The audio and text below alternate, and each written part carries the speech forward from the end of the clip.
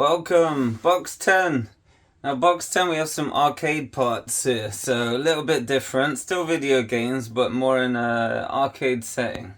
Or home setting if you have a big house. Anyway, I don't have a big house, I have a shed. So let's have a look.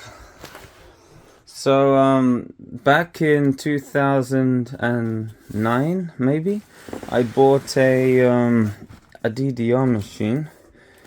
And since it's been collapsed into wood and parts,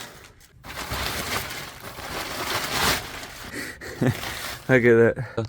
And there is the machine itself. There's the buttons, and that is all the wood. And I think this will be some of those things here.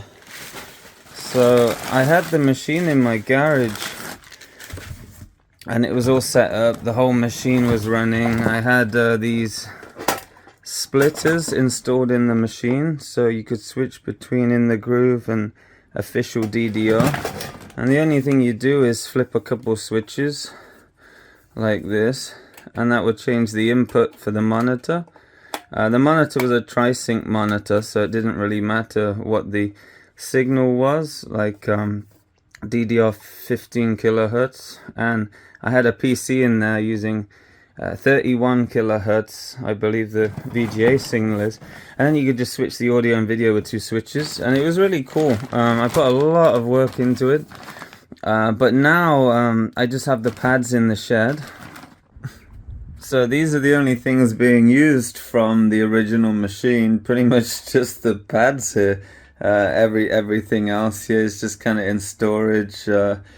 I don't know, maybe there's a use one day. I hear people make closets or wardrobes out of the wood, and I thought that'd be pretty cool, so maybe that's a project for another day. But yeah, this is pretty much what's left from the actual machines.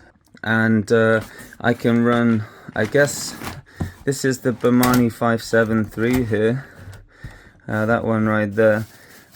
And I can just connect the pads directly to this and then supply the jammer with its own power. Then I don't need this whole bulky machine, which is really hard to kind of have in the UK, especially because a lot of the houses are really small and the shed just doesn't fit that at all. But yeah, this is the 573 here.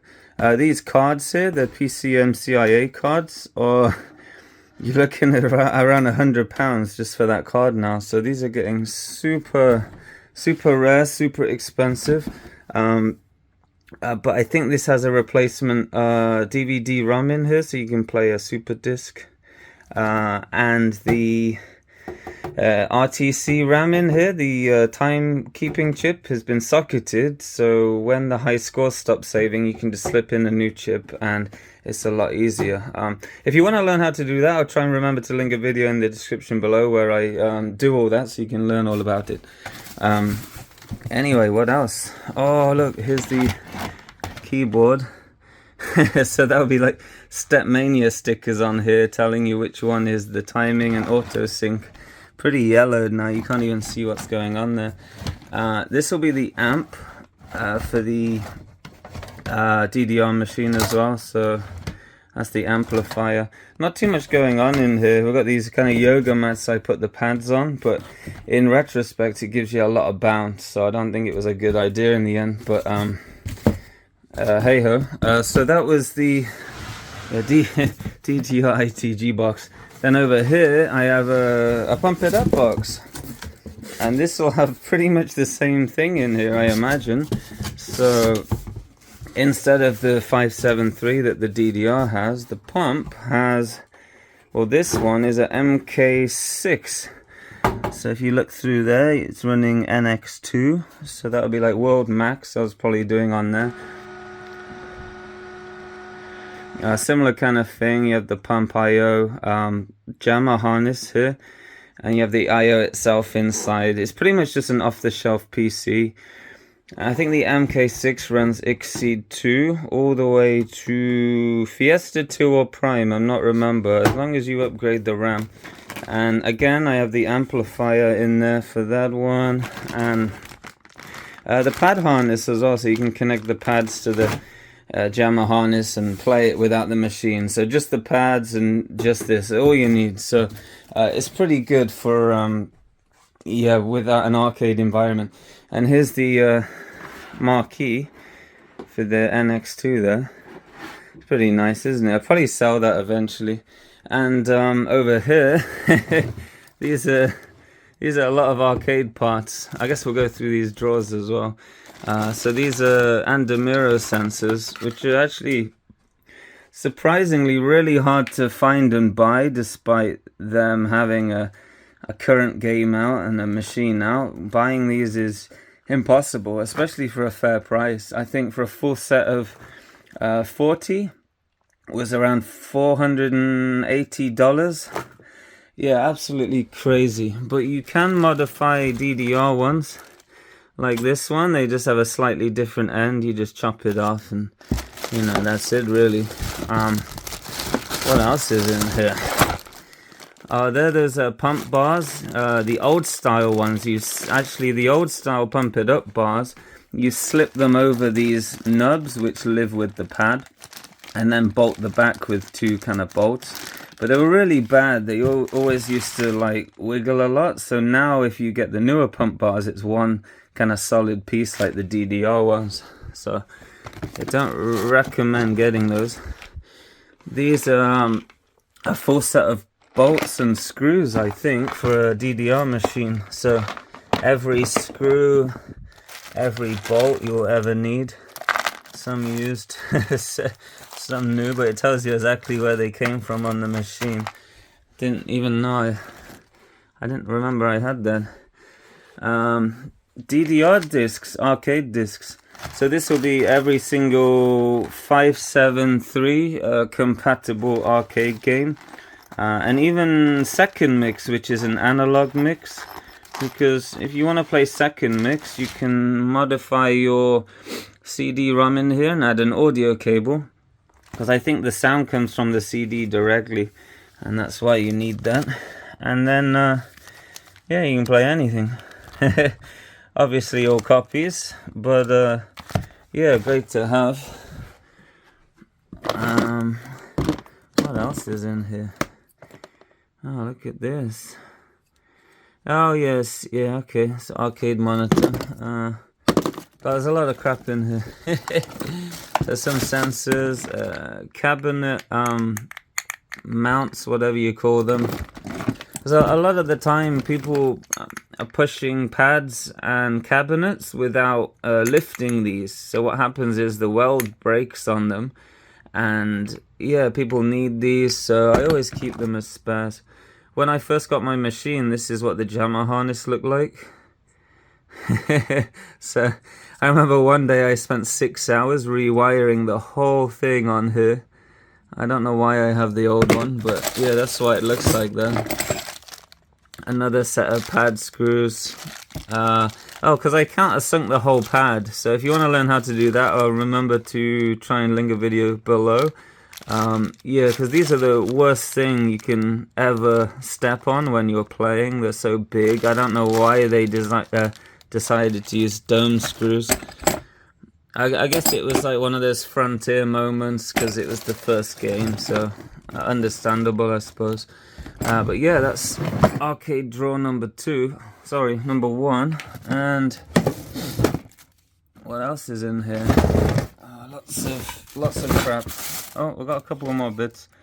Oh, pad tube terminals, multimeters.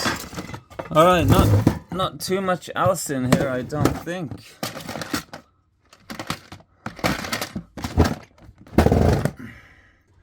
I just found these in the box as well, crammed behind the wood there. These are the pad covers.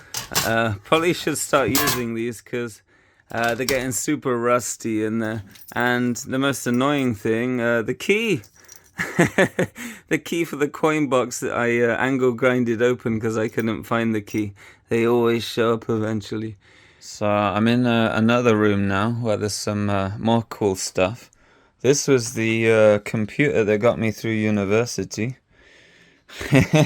Pretty old now. It's an AM2 board. It was running Windows XP.